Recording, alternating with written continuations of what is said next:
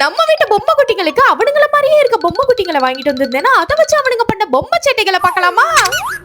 முட்டைக்கண்ணிக்கு அவள மாதிரியே இருக்க ஒரு பிரவுன் முட்டைக்கண்ணி, புச்சர் பையலுக்கு அவன மாதிரியே இருக்க ஒரு பிங்க் புச்சர் அப்படி நினைச்சுதானே வாங்கிட்டு வந்தேன். ஆனா நினைச்சது ஒண்ணு நடந்தது ஒண்ணு ஆயிப்போச்சு. ஃபூல்ஸ், என்னை பத்தி என்ன நினைச்சுக்கிட்டு இருக்கீங்க? ஏன் பொம்மை எனக்கு தான், சிண்டுவோட பிரவுன் பொம்மை எனக்கு தான் கூம்பி மண்ட ரவுடி சமன ஆரம்பிச்சிருச்சு. கருவாச்சி தள்ளி போ, நீ சின்ன பிள்ளை, உனக்கு இதெல்லாம் விளையாட தெரியாதுன்னு ஒவ்வொன்னா எடுத்து அவன் இடத்துல பதுக்கிட்டு இருந்தான். கண்ணு என்னதுதான் பொண்ணு என்னதுதான் வெளியே காட்டுறது ஒரு முகம்னா உள்ளுக்குள்ள பல முகங்களை மெத்த போட்டு தூங்க வச்சிருக்கேன் பாத்துக்க. அனாவசியமா அதை சீண்டி பார்க்காத அப்படின்னு சிண்டு சூடாயிட்டாப்ல. ஹே, என்ன பத்தி தெரியாது உனக்கு? நான் கூம்பி மண்டைய வந்துட்டான் ஏன் பொம்மையை வாங்குறதுக்கு, போட அங்கிட்டு இருந்துச்சு. நான் வியந்த ஒரு விஷயம் என்னன்னா, முட்டைக்கணிக்குள்ள இப்படி ஒரு வீரமான, உங்களுக்கு ரீசன்ட் டேஸா முட்டைக்கணி வீரமங்கையா தெரியறானா ஒரு பிரவுன் ஹாட் கொடுங்க.